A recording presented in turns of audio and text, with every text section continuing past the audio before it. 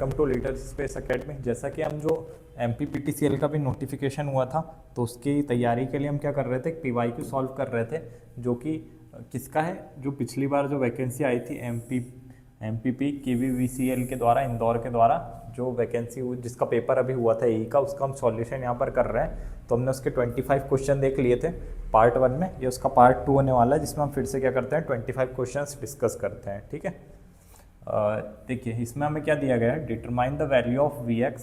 हमें क्या करना है, Vx की वैल्यू निकालनी है इसकी। कब? जब हमारा 3 एम्पियर का करंट सोर्स है वो एक्टिव रहे, मतलब इसको एक्टिव रखना है, and with all other source replaced by their internal resistance, मतलब बाकी सारे सोर्सेज को हमें उनके इंटरनल रेजिस्टेंस से रिप्लेस कर देना है। ठीक है, तो देखिए मैं एक चीज़ बता देता हूँ, जब हम करंट सोर्स को रिप्लेस करते हैं, replace by their internal resistances, मतलब जब हम क्या करते हैं, रिप्लेस करते हैं इंटरनल रेजिस्टेंस को सोर्सेस के इंटरनल रेजिस्टेंस से रिप्लेस करते हैं, तो क्या होता है, करंट सोर्स हमारा ओपन सर्किट हो जाता है और वोल्टेज सोर्स जो होता है हमारा शॉर्ट सर्किट हो जाता है। वोल्टेज सोर्स शॉर्ट सर्किट क्यों होता है? क्योंकि करंट सोर्स का हमें जो आइडियली होता है उसका इंटरनल रेजिस्टेंस क्या मान के चलते हैं, इनफाइनाइट, और इसका इंटरनल रेजिस्टेंस हम क्या मान के चलते हैं, 0, इसलिए शॉर्ट हो जाता है। ठीक है, तो आपको याद रखना है, करंट सोर्स को क्या करते हैं इंटरनल रेजिस्टेंस में ओपन सर्किट, और वोल्टेज सोर्स को शॉर्ट सर्किट। ठीक है, हम यहाँ पर वो चीज़ें कर देते हैं। हमें क्या करना है, ये वोल्टेज सोर्स ये शॉर्ट हो जाएगा, यहाँ पर रेजिस्टेंस बना रहेगा 20 ओम का, इसके अक्रॉस हमें क्या करना है, Vx फाइंड करना है। साथ ही साथ ये जो है हमारा ओपन सर्किट हो जाएगा, तो इसको हमें ड्रॉ करने की ज़रूरत ही नहीं है, ये हमारा शॉर्ट हो जाएगा वोल्टेज सोर्स। ओनली 3 एम्पियर का जो सोर्स है उसको हमें क्या करना है, एक्टिव रखना है। ठीक है, साथ ही साथ यहाँ पर हमें क्या दिया हुआ है, रेजिस्टेंस दिया हुआ है, दैट इज़ 80 ओम। ठीक है, हमने सर्किट ड्रॉ कर लिया यहाँ पर। तो हमें क्या करना है, इसके अक्रॉस वोल्टेज फाइंड करना है। तो हम क्या करते हैं, तो दोनों में करंट कितना डिवाइड हो रहा है कर लेते हैं, क्योंकि करंट डिवीजन है ना, दोनों पैरेलल में है। तो क्या हो जाएगा, 3, मुझे 20 से निकालना है तो मैं 80 रेजिस्टेंस लूँगा, अपॉन में दोनों का सम मतलब 100, इसको इससे कैंसिल करूँगा, ये कितना हो जाएगा 24/10। ये करंट मेरा इससे जा रहा है 24/10। अब मुझे निकालना है वोल्टेज, तो वोल्टेज Vx क्या हो जाएगा, करंट इंटू रेजिस्टेंस। तो रेजिस्टेंस वहाँ का 20 है, करंट वहाँ पर जा रही है 24/10, तो ये हो जाएगा 48 वोल्ट्स। तो आंसर नंबर बी हमारा यहाँ पर राइट हो जाएगा। ठीक है, नेक्स्ट क्वेश्चन पे चलते हैं। नेक्स्ट क्वेश्चन जो हमसे पूछा गया था, वो हमसे बोला गया था कि ये दो हमें इक्वेशन दी हुई थी वोल्टेज और करंट की, और हमसे बोला गया था वोल्टेज और वेवफॉर्म, सॉरी इक्वेशन नहीं है, हमारी वेवफॉर्म के बारे में हमें डिटेल दिया हुआ है, और हमसे पूछा है कि which elements likely to behave, मतलब इस जो वेवफॉर्म है उसको देखकर हम क्या समझ सकते हैं कि हमारा जो एलिमेंट है किसकी तरह बिहेव करेगा, रेजिस्टिव, इंडक्टिव, या फिर purely resistive, purely capacitive, option से चेक करना था। ठीक है, तो इस क्वेश्चन के लिए हम क्या करते हैं, हमें VT जो दिया हुआ है वो दिया हुआ 100 sign 314t plus 45 degree volts. ठीक है, और वोल्टेज कितना दिया हुआ है, I of t 10 sine 314t plus 315 degree. मतलब हमें दिख रहा है यहाँ पर क्या सब कुछ सेम है, बस क्या चीज़ें डिफरेंट है, दोनों साइन में, तो हमें इसको चेंज करने की ज़रूरत नहीं। एक क्या है, एक 45 डिग्री है और एक 315 डिग्री है। क्या? ये हमारा करंट है और ये हमारा वोल्टेज का एंगल है। ठीक है, तो आपने पढ़ा होगा थीटा इज इक्वल टू क्या होता है, थीटा वी माइनस थीटा आई। ठीक है, तो अगर पहले तो हम इन दोनों को समझते हैं कि इसमें क्या है 360 से आगे बढ़ चुका है, तो हम क्या करें, इसको भी 360 आगे घुमा दें, या तो फिर आप दो तरीके से इसको कर सकते हैं, मैं बता देता हूँ। ये कितना हो जाएगा, ये 5, ये निकल कर आएगा 405। ठीक है, तो हम क्या करें, अगर इसमें करें वोल्टेज से माइनस इसको, तो ये हो जाएगा 405 माइनस 315, तो यहाँ पर क्या निकल कर आएगा, ये 90 डिग्री। अब क्या कर रहा है, हमारा वोल्टेज करंट से 90 डिग्री लीड कर रहा है, तो ये क्या हो जाएगा वोल्टेज जहाँ करंट से 90 डिग्री लीड करता है उसको हम क्या कहते हैं, इंडक्टिव, प्योरली इंडक्टिव, क्योंकि 90 डिग्री से लीड कर रहा है। और इसको अगर हम दूसरे तरीके से समझना चाहें तो या तो हम वोल्टेज में 360 डिग्री जोड़ दें या फिर क्या करें, इसमें 360 डिग्री माइनस कर दें। मतलब वोल्टेज को मैं वैसे ही रहने दूँ 45 डिग्री, करंट में मैं क्या करूँ, जो 315 दिया हुआ है उसमें से 360 माइनस कर दूँ, तो ये क्या हो जाएगा, ये -45 डिग्री निकल कर आएगा। तो अभी भी क्या है, अगर इनको मैं फिर से ऐसा सॉल्व करूं उसकी तरह समझकर, तो क्या हो जाएगा, ये हम इसको फर्स्ट तरीके से समझ रहे हैं, ये सेकंड, दोनों तरीके से करा जा सकता है। ये क्या हो जाएगा, थीटा वी 45 है माइनस 45, मतलब ये भी जुड़कर क्या बन जाएगा 90 डिग्री। तो कैसे भी करें हमें ये समझ आ रहा है क्या हो रहा है, हमारा वोल्टेज लीड कर रहा है करंट से 90 डिग्री से, तो किस में होता है, हमारा प्योरली इंडक्टिव के केस में। और कैपेसिटिव, प्योरली कैपेसिटिव में क्या होता है, हमारे करंट 90 डिग्री लीड करती है वोल्टेज से। ठीक है, नेक्स्ट क्वेश्चन पर चलते हैं। नेक्स्ट क्वेश्चन में हमसे बोला गया है मेरा जो स्विच है वो क्या है, क्लोज होता है किस पर, t = 0 इंस्टेंट पर। तो what is the value of current immediate after closing the switch at t0+, मतलब मैं t0 पे स्विच को क्लोज करता हूँ, तो जस्ट t0 के, मतलब आप समझिए जस्ट बाद में पूछा हमसे, इमीडिएट आफ्टर t0+, मतलब जैसे स्विच क्लोज करा उसके बाद करंट कितनी होगी। तो यहाँ पर आप देख पा रहे हैं एक सर्किट में इंडक्टर लगा हुआ है। जो इंडक्टर है वो क्या करता है, इसकी एक प्रॉपर्टी होती है, वो सडन चेंज ऑफ करंट को अपोज करता है। तो जब t0 पर मेरा स्विच, t0- पर जब मेरा स्विच क्लोज नहीं था, मतलब क्लोज होने के पहले सर्किट में करंट कितनी फ्लो हो रही थी, 0। अब जब करंट 0 फ्लो हो रही है और जस्ट मैंने स्विच को क्लोज करा, तो क्या करेगा, इंडक्टर मेरा सडन चेंज ऑफ करंट को अपोज करेगा। तो मतलब मेरी t0- पर जितनी करंट थी उतनी ही करंट मेरी क्या हो जाएगी, t0+ पर भी हो जाएगी। तो यहाँ पर करंट पहले 0 रही होगी तो अभी भी क्या हो जाएगी, 0। ठीक है, नेक्स्ट क्वेश्चन पर चलते हैं। नेक्स्ट क्वेश्चन में हमसे बोला गया है जब 2 पोर्ट नेटवर्क होते हैं उनको हम कनेक्ट करते हैं कैस्केड में और रिप्रेजेंट करते हैं सिंगल 2 पोर्ट नेटवर्क की तरह। तो which of set of parameter is used by multiplying the individual parameter matrix option. मतलब अगर हम जब हम 2 पोर्ट नेटवर्क को कैस्केड में कनेक्ट कर दें और उन्हें क्या करें, सिंगल 2 पोर्ट नेटवर्क की तरह रिप्रेजेंट करें, तो कौन सा सेट ऑफ पैरामीटर होता है जिनको हम मल्टीप्लाई कर सकते हैं इंडिविजुअली। तो देखिए z पैरामीटर को हम इंडिविजुअली मल्टीप्लाई नहीं कर सकते, ये किसके लिए होता है, सीरीज में हम इसको यूज़ करते हैं। जो हमारा y पैरामीटर होता है इसको हम पैरेलल में यूज़ करते हैं। ठीक है, h पैरामीटर में भी ऐसा कुछ नहीं होता है। ABCD जो पैरामीटर होता है उसमें हम क्या कर सकते हैं, अगर हमें ABCD निकालना है टोटल, तो हम क्या कर सकते हैं, ABCD 1 और 2 को आपस में मल्टीप्लाई कर सकते हैं। ठीक है, तो हमारा ऑप्शन यहाँ से क्या निकल कर आ जाएगा, ऑप्शन हमारा 4th वाला सही हो जाएगा, क्योंकि 4th वाले में हम क्या कर सकते हैं, ABCD पैरामीटर में इंडिविजुअल मैट्रिक्स को मल्टीप्लाई करके ABCD मैट्रिक्स को निकाल सकते हैं। ठीक है, ABCD पैरामीटर्स को। अब नेक्स्ट क्वेश्चन पर चलते हैं। यहाँ हमसे क्या पूछा गया, ए पैरामीटर पूछा गया। तो ए पैरामीटर क्या होता है, V1 अपॉन में V2 व्हेन I2 = 0। ठीक है, तो यहाँ पर क्या है, जब I2 0 हो जाएगी, मतलब ये करंट 0 है, तो यहाँ से कोई करंट फ्लो नहीं होगी, तो इसके रहने का कोई सेंस ही नहीं बनता। मतलब इसमें से करंट नहीं है तो यहाँ पर कोई ड्रॉप नहीं होगा, पूरी करंट मेरी कहाँ से कहाँ चली जाएगी, यहाँ फर्स्ट सर्किट में ही फ्लो हो जाएगी। तो क्या होगा मेरा V1, क्या होगा, V1 मेरा हो जाएगा जो इसमें ड्रॉप हो रहा है, अगर तो मैं क्या मान लूँ, ये मेरा, अगर मैं इफ़ I1 को मैं 1 एम्पियर मान लूँ, तो ये मेरा क्या हो जाएगा, 1 × 1 प्लस 1 × 5, तो V1 मेरा कितना निकल जाएगा, 6। ठीक है, 6 वोल्ट।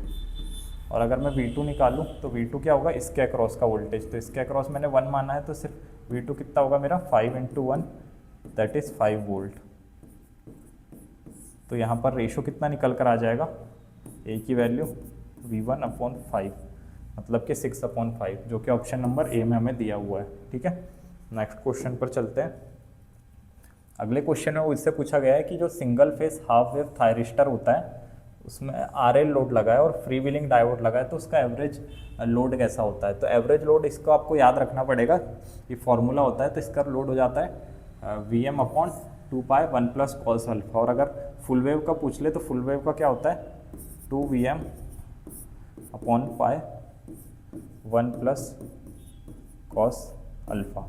ठीक है, इस तरीके से क्या कर सकते हैं, आप इसको याद रख सकते हैं और इजीली ऐसे क्वेश्चंस को आप बना सकते हैं। ठीक है, तो इसमें हमारा ऑप्शन नंबर 1 जो है वो करेक्ट हो जाएगा। नेक्स्ट क्वेश्चन पर चलते हैं। नेक्स्ट क्वेश्चन में हमसे बोला गया है which of the following are disadvantage of single phase full wave rectifier, मतलब जो single phase full wave rectifier है उसके डिसएडवांटेजेस क्या क्या हैं। तो देखिए फर्स्ट हमसे क्या बोला है, single phase controlled full wave rectifier जो होता है वो हमें हाई इफिशिएंसी देता है, क्योंकि हम क्या कर सकते हैं DC AC to DC power convert कर सकते हैं। दिस इज बिकॉज क्योंकि हम क्या करते हैं वहाँ दोनों, तो ठीक है सही बात है, दोनों क्या करते हैं, दोनों इनपुट जो होता है एसी वेवफॉर्म को उसको यूज़ करते हैं। मतलब एसी फुल वेव में क्या होता है, हम पूरी की पूरी वेव को कन्वर्ट कर रहे होते हैं डीसी में, तो वहाँ पर एफिशिएंसी हमारी हाई निकल कर आती है। ठीक है, तो वही हमसे बोला था यहाँ पर। तो फर्स्ट वाला तो क्या अच्छी बात है, एफिशिएंसी हाई है, मतलब हमारा क्या है एडवांटेज है। सेकेंड पढ़ते हैं, the use of controlled switching device can introduce harmonic distortion and if the output waveform this harmonics components can cause interference in other electrical equipment। हाँ ये डिसएडवांटेज है, क्योंकि जो हम इलेक्ट्रॉनिक स्विचिंग वहाँ फिर कंट्रोल स्विचिंग यूज़ करते हैं उसके कारण हार्मोनिक्स आता है, तो ये डिसएडवांटेज हो जाएगा। ठीक है, हार्मोनिक्स क्योंकि हमारे लिए डिसएडवांटेज है। अब क्या है, the full wave rectifier configuration can provide higher average DC output power compare to AC rectifier. तो हाँ ये ज़्यादा प्रोवाइड करती है क्योंकि दोनों साइकिल के लिए काम करती है, तो ये भी क्या है एक एडवांटेज है।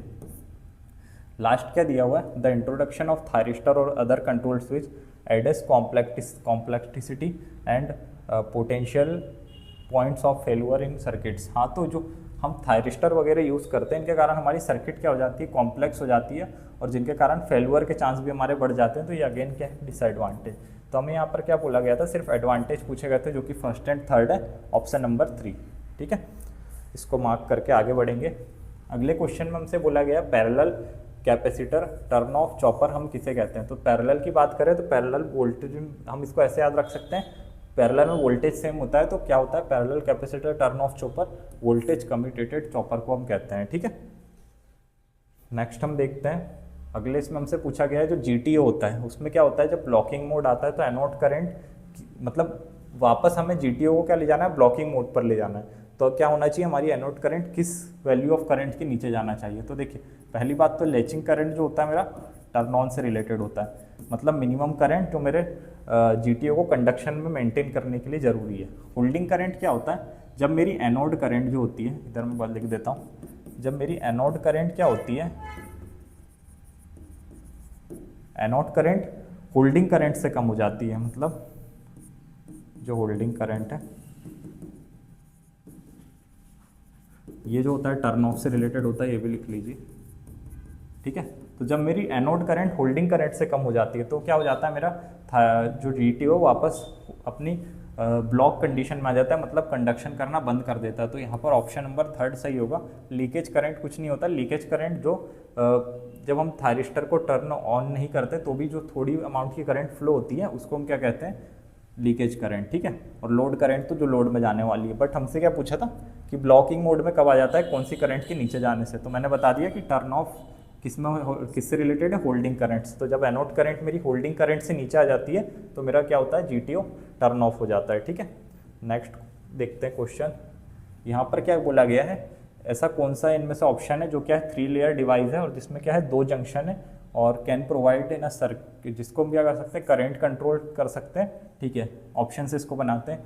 मॉसफेट क्या होता है हमारा, वोल्टेज कंट्रोल डिवाइस होता है, वोल्टेज कंट्रोल। ठीक है, और आईजीबीटी, हम आईजीबीटी को अभी छोड़ देते हैं इस पर। सिलिकॉन ये जो होता है मेरा क्या होता है, 4 लेयर 3 जंक्शन डिवाइस होता है जिसको हम स्विचिंग के लिए यूज़ करते हैं।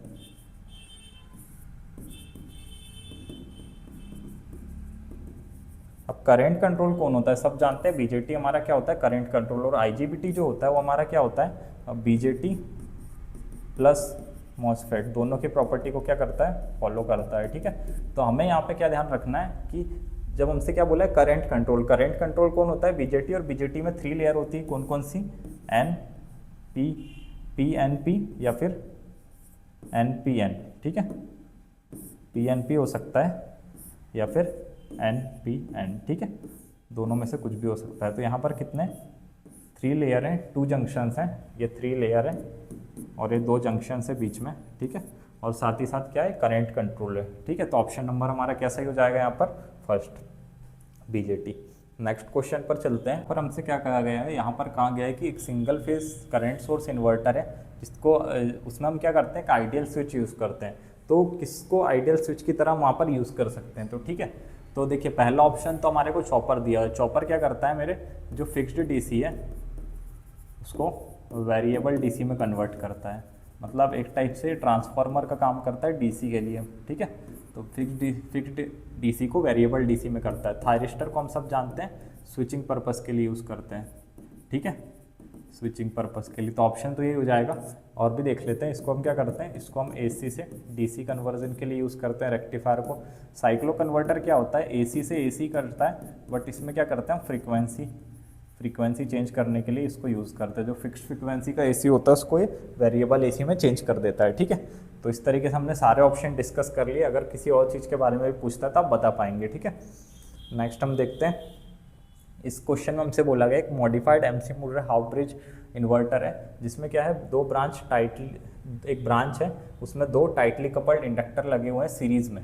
उसमें क्या होता है, अगर मेरे दोनों थायरिस्टर हैं तो अगर मैं एक थायरिस्टर को टर्न ऑन करता हूं तो मेरा जो दूसरा कंडक्टिंग थायरिस्टर है वो अपने आप ऑफ हो जाता है। तो इस टाइप के कम्यूटेशन को हम क्या कहते हैं, ठीक है। तो इस टाइप के कम्यूटेशन को हम पहली बात कॉम्प्लीमेंट्री कम्यूटेशन कहते हैं। लोड कम्यूटेशन क्या होता है, जो एनर्जी मेरे लोड ने स्टोर करी अगर मैं उसी का यूज़ करके रिवर्सल कर दूँ उसका एनर्जी का, जिससे क्या हो जाए मेरा थायरिस्टर टर्न ऑफ हो जाए, तो उसको मैं लोड कम्यूटेशन में रखते हैं, ठीक है। और वोल्टेज कम्यूटेशन में क्या करते हैं हम, वोल्टेज रिवर्स में अप्लाई कर देते हैं, जिससे मेरा क्या हो जाता है, जो थायरिस्टर है वो टर्न ऑफ या उसका कम्यूटेशन हो जाता है, ठीक है। और करंट कम्यूटेशन हमने जो पढ़ा था कि अभी एनोड करंट को हम क्या करें, कम कर दें, एनोड करंट को होल्डिंग करंट से कम कर दें जिससे कम्यूटेशन हो जाए, तो हम उसे क्या बोलेंगे, करंट कम्यूटेशन। कम्यूटेशन मतलब कुछ नहीं, थायरिस्टर की टर्निंग ऑफ प्रोसेस को हम कम्यूटेशन कहते हैं। तो वो हमें अलग अलग प्रकार से होती है। तो हमें यहाँ ये याद रखना है कि जब इस तरीके की हमें दिया हो तो क्या हो जाता है हमारा कॉम्प्लीमेंट्री कम्यूटेशन। जब एक चीज़ें जुड़ के दूसरे को साथ में बंद करें या फिर चालू करें तो उससे हम क्या कहते हैं, कॉम्प्लीमेंट्री कम्यूटेशन। अब यहाँ पर क्या है, in which the main objective is to take constant DC voltage source and switch it a controlled manner to produce alternating voltage waveform। तो ये ऑप्शन से ही हमें दिख रहा है, देखिए वोल्टेज सोर्स में हमें क्या करना है, कांस्टेंट डीसी लेना है, उसको क्या करना है, कंट्रोल्ड मैनर में प्रोड्यूस करना है एसी के फॉर्म में, ठीक है। तो यहाँ पर वोल्टेज सोर्स इन्वर्टर होगा पहली बात तो ये फोर्स कम्यूटेटेड थायरिस्टर इन्वर्टर नहीं होगा, 3 फेज ब्रिज नहीं होगा, सिंगल फेज करंट नहीं होगा। वोल्टेज इन्वर्टर की बात की तो सिंगल फेज वोल्टेज इन्वर्टर यहाँ पर होगा, जो क्या करता है, कांस्टेंट डीसी लेता है, उसको कंट्रोल्ड मैनर में हमें वोल्टेज की वेवफॉर्म देता है एसी में। अब हम यहाँ पर देखें विच ऑफ, मतलब यहाँ पर पूछा गया blank of any unit is defined as the ratio of small change in power at that unit to the small change in received power when only that unit supplies this small change in received power. मतलब इसको penalty factor कहते हैं, ठीक है। Current distribution तो हमारा fault से related है, ठीक है। लोड फैक्टर क्या होता है हमारा, एवरेज लोड अपॉन में मैक्सिमम डिमांड, और हमारा डिमांड फैक्टर क्या होता है, maximum demand upon total connected loads, ठीक है। तो ऑप्शन से तो हमने इसको बना ही लिया, ऑप्शन से पेनाल्टी फैक्टर होगा। इसको अगर थोड़ा समझने की कोशिश करें तो देखिए, अगर मुझे क्या करना है, लोड को 1 मेगावाट की पावर सप्लाई करनी है, ठीक है, और मेरा पेनाल्टी फैक्टर कितना है 1.11, तो मुझे क्या करना पड़ेगा, जो यहाँ से जनरेटिंग स्टेशन वहाँ से मुझे इनका मल्टीप्लाई करना पड़ेगा। तो मुझे क्या है 1.1 मेगावाट पावर जनरेट करनी होगी, तब मैं अपने लोड को क्या दे पाऊँगा, लोड को मैं सिर्फ 1 मेगावाट पावर दे पाऊँगा। तो पेनाल्टी फैक्टर इस तरीके से हम इसको डिफाइन करते हैं कि कितना चेंज हमें करना होगा, स्मॉल चेंज, कितना चेंज हमें पावर में जनरेटिंग यूनिट साइड से करना होगा, जिससे हम स्मॉल चेंज कहाँ पर देख पाए, रिसीविंग पावर पे। तो आपको समझ आ रहा होगा इस एग्जाम्पल के थ्रू कि हम किस तरीके से पेनाल्टी फैक्टर को डिस्क्राइब करते हैं, ठीक है। नेक्स्ट हम क्वेश्चन देखते हैं। यहाँ पर हमसे क्या बोला गया है, स्टीम पावर स्टेशन है, वहाँ पर क्या है, वहाँ पर किस चीज़ को हम क्या कर, कौन सी चीज़ क्या होती है, क्लोज्ड वेसल होती है जिसमें वाटर को हम स्टीम में कन्वर्ट करते हैं। तो ये तो हमें पता है बॉयलर में करते हैं हम वाटर को स्टीम में कन्वर्ट, बट बाकी ऑप्शन को भी हमें चेक करते हैं। इकोनोमाइज़र क्या होता है, हमारे जो स्टेशन होती है उसकी इफ़िशियंसी को बढ़ा देता है। कैसे, जो फ्लू गैसेस होती है ये उसकी हीट का यूज़ करता है, जो फ्लू गैसेस है, फ्लू गैसेस की हीट का यूज़ करता है इसको फीड वाटर को गर्म करने के लिए, फीड वाटर के टेम्परेचर को बढ़ाने के लिए, ठीक है। और साथ ही साथ सुपर हीटर क्या होता है, तो सुपर हीटर जो हमारी बॉयलर से स्टीम प्रोड्यूस होती है, जो बॉयलर की स्टीम है उसको और ज़्यादा हीट प्रोवाइड करता है, ठीक है। तो ये हमारे सुपर हीटर का काम होता है कि जो बॉयलर की स्टीम है उसको और ज़्यादा हीट करके उसके अंदर जो अगर कुछ भी मॉइस्चर रह गया तो उसको रिमूव कर देना। अल्टरनेटर क्या होता है हमारा, ये अल्टरनेटर हमारा जो होता है मैकेनिकल एनर्जी को इलेक्ट्रिकल एनर्जी या इलेक्ट्रिकल पावर में कन्वर्ट करता है, ठीक है। नेक्स्ट क्वेश्चन पर चलते हैं। अब हमसे बोला गया एक पावर सिस्टम है, वहाँ पर किस टाइप का जो फॉल्ट है उसको अनसिमेट्रिक कहते हैं और जिसमें लो इम्पिडेंस होता है। और इसमें क्या होता है, दो फेज जो कंडक्टर हैं, कंडक्टर के दो फेजेस हैं उनके बीच आता है और इसमें कोई भी ग्राउंड इन्वॉल्व नहीं होता है। तो देखिए पहले तो फॉल्ट जो होते हैं वो दो तरीके के होते हैं। कौन से होते हैं, अनसिमेट्रिकल और एक होते हैं सिमेट्रिकल, ठीक है। तो सिमेट्रिकल में भी दो तरीके के फॉल्ट आते हैं, ट्रिपल लाइन और ट्रिपल लाइन टू ग्राउंड, इनको हम बैलेंस फॉल्ट भी कहते हैं, ठीक है। और इसमें हमारे क्या आते हैं, line to ground, double line to ground या फिर डबल लाइन, इस तरीके के हमारे फॉल्ट इसमें आते हैं, ठीक है। तो हमसे क्या बोला गया था, अनसिमेट्रिकल, तो ये तो मैं पता है अनसिमेट्रिकल और जहाँ पर सिर्फ दो कंडक्टर के बीच फॉल्ट हो, हमारा क्या हो, ग्राउंड इन्वॉल्व ना हो। तो दो कंडक्टर के बीच इसमें हमारा ग्राउंड इन्वॉल्व है, इसमें हमारा ग्राउंड इन्वॉल्व है। सिमेट्रिकल फॉल्ट तो मैंने बता दिया अलग होता है, या अनसिमेट्रिकल बोला है तो लाइन टू लाइन हमारा थर्ड ऑप्शन सही हो जाएगा, ठीक है। नेक्स्ट हम देखते हैं, यहाँ पर हमसे बोला गया है कि जो लोड फ्लो एनालिसिस करते हैं हम, उसमें क्या होता है, हमें एक्टिव पावर इंजेक्ट की हुई होती है और रिएक्टिव पावर क्या होती है, स्पेसिफाई होती है, ठीक है। मतलब इंजेक्ट एक्टिव पावर और रिएक्टिव पावर हमारी स्पेसिफाइड होती है, मतलब P और Q हमारा क्या है, स्पेसिफाइड है, ठीक है। PQ स्पेसिफाइड है और मैग्नीट्यूड मतलब V और जो फेज एंगल है मतलब डेल, ये हमें अनस्पेसिफाइड है, मतलब ये हमें फाइंड करना होता है। तो ये कौन सी बस में होता है, तो PQ बस कहते हैं इसको या फिर लोड बस कहते हैं, जब हमारा P और Q स्पेसिफाइड है और V और डेल हमें फाइंड करना है। तो ये PQ बस होती है जिसको लोड बस कहते हैं, ठीक है। साथ ही साथ हमारी PV बस होती है जिसमें हमें क्या फाइंड करना होता है, Q एंड डेल अनस्पेसिफाइड होता है, इसको जनरेटर बस या जनरेटिंग बस भी कहते हैं, ठीक है। एक होता है हमारा स्लैक बस या रेफरेंस बस, ठीक है, स्लैक बस, जिसमें क्या होता है हमारा, जिसमें हमें P और Q अनस्पेसिफाइड होता है, V और डेल हमारा स्पेसिफाइड होता है, ठीक है। तो इस तरीके से होती है हमारी, इसको रेफरेंस बस भी कहते हैं। तो हमसे यहाँ पे क्या बोला गया था, हमसे सिर्फ बोला गया था जहाँ P और Q मेरा स्पेसिफाइड है और मेरा एंगल जो मेरा फेज एंगल है वो और वोल्टेज मेरा अनस्पेसिफाइड है, वोल्टेज का मैग्नीट्यूड, तो वो कहाँ पर होगा, तो हमने देख लिया कहाँ पर होता है, लोड बस पर, ठीक है। अब नेक्स्ट स्लाइड, नेक्स्ट क्वेश्चन पे हम देखते हैं।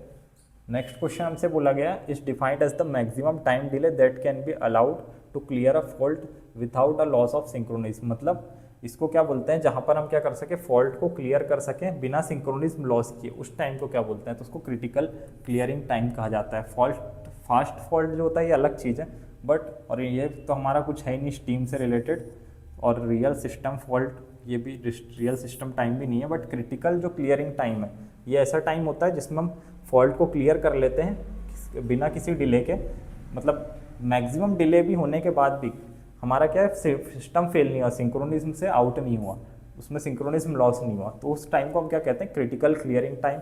मतलब बिना सिंक्रोनिज्म फेल करे सिस्टम ने क्या करा, टाइम डिले के साथ साथ अपने आप को क्या कर लिया, रिकवर कर लिया, तो ठीक है। तो इस तरीके से हम क्या कहते हैं, क्रिटिकल क्लियरिंग टाइम, ठीक। क्वेश्चन को देखते हैं, इसमें क्या कहा है, सिंक्रोनस पावर सिस्टम है, has if after a large sudden disturbance it can regain and maintain synchronism, and a sudden large disturbance includes application of fault, clearing of fault, switching on end of system in the elements. तो देखिए ये हमें किससे बात कर रहे हैं, हमारी ट्रांजिएंट स्टेट स्टेबिलिटी की बात कर रहा है। मतलब जब मेरा कोई लार्ज सडन डिस्टर्बेंस आता है और सिस्टम मेरा क्या करता है, रीगेन कर लेता है, तो उसको कहते हैं, जैसे इसके नाम में है स्टेबिलिटी, मतलब स्टेबल होने की एबिलिटी।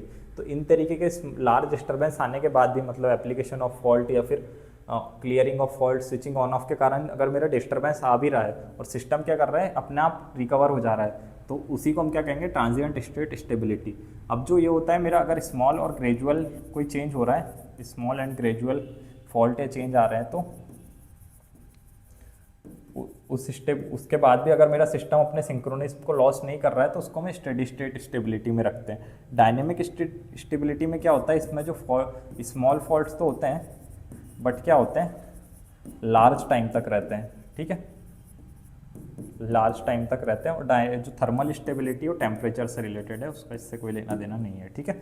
नेक्स्ट हम देखते हैं, नेक्स्ट हमसे बोला गया है कि सिंक्रोनस जनरेटर क्या होता है, साथ में स्विंग कर रहे हैं, ठीक है। दो सिंक्रोनस जनरेटर्स हैं, वो साथ में स्विंग कर रहे हैं, इवन तो देयर स्पीड्स आर डिफरेंट, मतलब उनकी स्पीड अलग अलग है, बट जो पावर एंगल है वो सेम है। It may be possible to represent them on a single base, the net effect of such a swing is known as. तो देखिए जब वो साथ में मूव कर रहे हैं, उनकी स्पीड भले अलग अलग है, तो उनको क्या कहते हैं, एक तो एडिटिव है, ठीक है, क्योंकि साथ में मूव कर रहे हैं, और दूसरा हम इसको कोहेरेंट स्विंग कहते हैं, ठीक है, जब दोनों के क्या करें, हम दोनों को रिप्रेजेंट कर सके सिंगल बेस में, ठीक है। नेक्स्ट हम देखते हैं, यहाँ पर बोला गया है कि in a mechanical design of transmission line the ratio of voltage across whole string to the product, ठीक है, ये तो हमारा स्ट्रिंग एफिशिएंसी हमें दिख रहा है।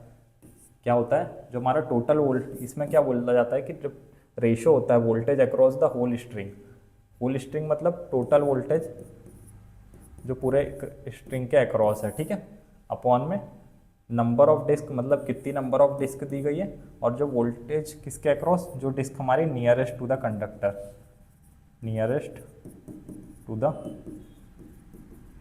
कंडक्टर। तो ये क्या हो जाता है, हमारा स्ट्रिंग एफिशिएंसी हो जाता है, ठीक है। ना ये तो थर्मल होता है, ना ट्रांसमिशन, ना कंडक्टर, ये होता है स्ट्रिंग एफिशिएंसी। क्वेश्चन में हमसे पूछा गया हम किस टाइप के कॉन्फ़िगरेशन को यूज़ करते हैं, कहाँ पर, सिंगल अनबैलेंस, जहाँ पर सिंगल इनपुट अनबैलेंस आउटपुट हमें मिल रहा होता है डिफरेंशियल एम्पलीफायर में। तो डिफरेंशियल एम्पलीफायर क्या करता है, यहाँ पर हम दो इनपुट देते हैं और जो हमें आउटपुट मिलता है वो क्या होता है, दोनों इनपुट का डिफरेंस होता है। जब दोनों इनपुट सेम होते हैं तो हमें आउटपुट क्या मिल रहा होता है, 0। तो यहाँ पर हम क्या करते हैं, कॉमन एमीटर कॉन्फ़िगरेशन का यूज़ करते हैं डिफरेंशियल एम्पलीफायर में। नेक्स्ट हमसे बोला गया है कि which capacitive load is not suitable for which type of load. तो कैपेसिटिव जो फिल्टर होता है, कैपेसिटिव फिल्टर हम फिक्स्ड लोड के लिए यूज़ करते हैं, क्या करता है, हमारे को स्मूथ आउटपुट देने के लिए यूज़ होता है। तो वेरिएबल लोड में हम इसका यूज़ नहीं करते, क्योंकि वेरिएबल लोड में क्या होगा, अगर बार बार लोड चेंज होगा तो क्या होगा, इसका रेट, जो चार्जिंग रेट है कैपेसिटर का, वो भी चेंज होगा, जिसके कारण हमें क्या मिलेगा, कांस्टेंट वोल्टेज नहीं मिल पाएगा। तो इसको हम वेरिएबल लोड के लिए यूज़ नहीं करते हैं, कांस्टेंट गेन, फिक्स लोड और हाई गेन के लिए हम इसको यूज़ करते हैं, ठीक है। नेक्स्ट हमसे बोला गया है कि फिल्टर में हम किसको हमेशा सीरीज़ में कनेक्ट करते हैं, ठीक है। तो हम क्या करते हैं, इंडक्टेंस को, जो एल फिल्टर होता है वहाँ पर हम क्या करते हैं, इंडक्टेंस को हमेशा सीरीज़ में कनेक्ट करते हैं, ना कि ब्रिज, डायोड और कैपेसिटेंस को, ठीक है। और यहाँ पर लास्ट क्वेश्चन में हमसे बोला गया है, in a bridge rectifier circuit a peak reverse voltage appearing across a diode is called a peak inverse voltage. मतलब जो पीक में रिवर्स, जब डायोड में हम रिवर्स वोल्टेज अप्लाई करते हैं, तो जो मैक्सिमम वोल्टेज हम अप्लाई कर सकते हैं विथआउट डायोड, मतलब लिमिट होती है, अगर उससे अक्रॉस, उससे ऊपर हम गए रिवर्स वोल्टेज में, तो हमारा क्या हो जाएगा, PIV से हम ऊपर गए तो हमारा डायोड क्या करेगा, ब्रेक डाउन कर जाएगा। तो ये रिवर्स में पीक वैल्यू होती है, यहाँ तक हम वोल्टेज को ले जा सकते हैं डायोड में, ठीक है। बस यही था आज का हमारा लेक्चर, जिसमें हमने क्या करा, 25 क्वेश्चंस कवर करे।